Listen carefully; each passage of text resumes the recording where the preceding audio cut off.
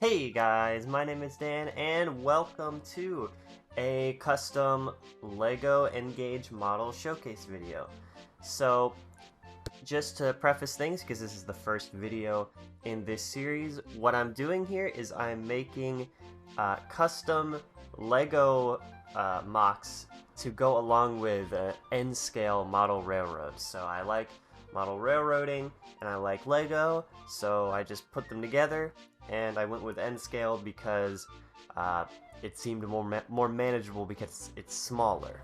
So we have here the first build that I have done for this project. This is Farquhar Station from Season 1 of Thomas and Friends. This is the main classic station that's in the intro, you know, at the end of the intro, Thomas comes in and then the intro ends.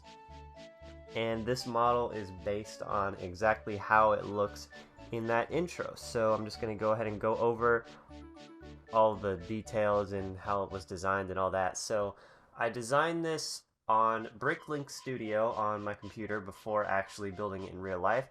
I built little scale models of how things would interact, like the platform and the tracks, before I actually put anything together, just to make sure coaches would line up correctly with the platform. And just to show you, this actually does work.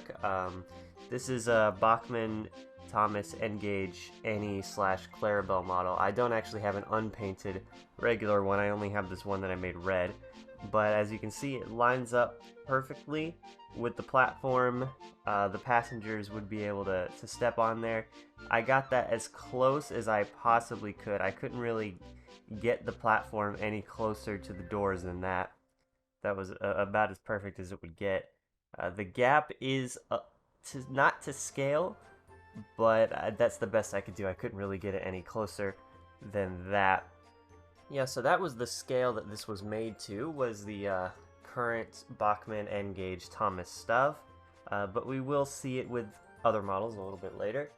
So just to start from the left of the model, I have kind of just a bit of a basic road here. Nothing really interesting. I'm actually going to expand the model at some point, and then there will be more detail here. For now, it's just gray where the road crossing is. And then going over here, we have just some dirt and a little lamp. I'm using mostly dark green for the accents on this model.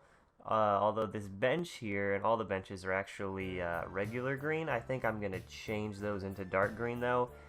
In the next mock that I'm making, I am using dark green, and I think it looks better. I'm not sure why I went with green for this one. This would be the Farquhar sign. If I had some kind of sticker or something, I think I'm going to buy a sticker maker and make custom stickers for these things, but right now it is just a blank green sign. I went with different brick colors here on the side of the platform to kind of recreate the weathered looking brick texture.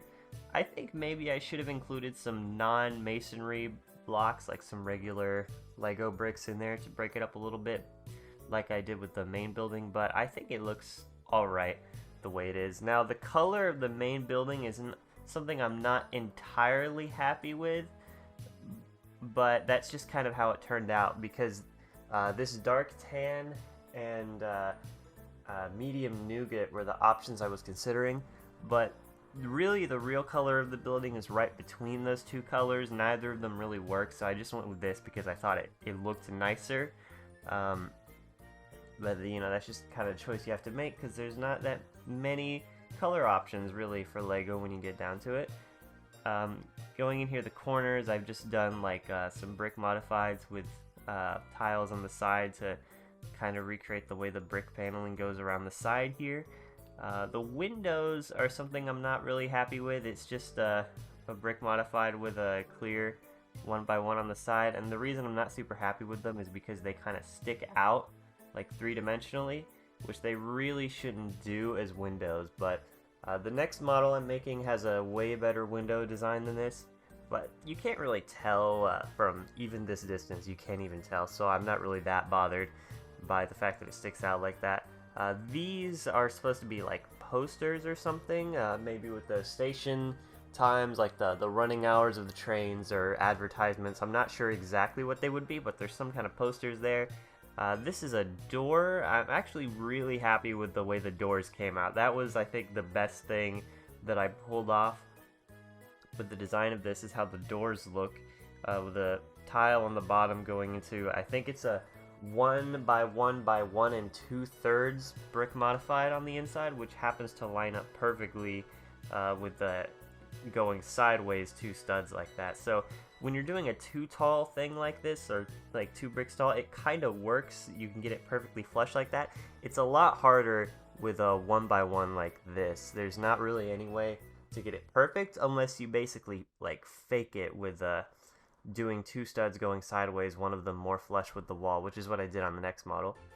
In the middle here, more posters or timetables or whatever, and then where there would be a Farquhar sign, right now is just nothing, because I don't have a sticker or anything for that.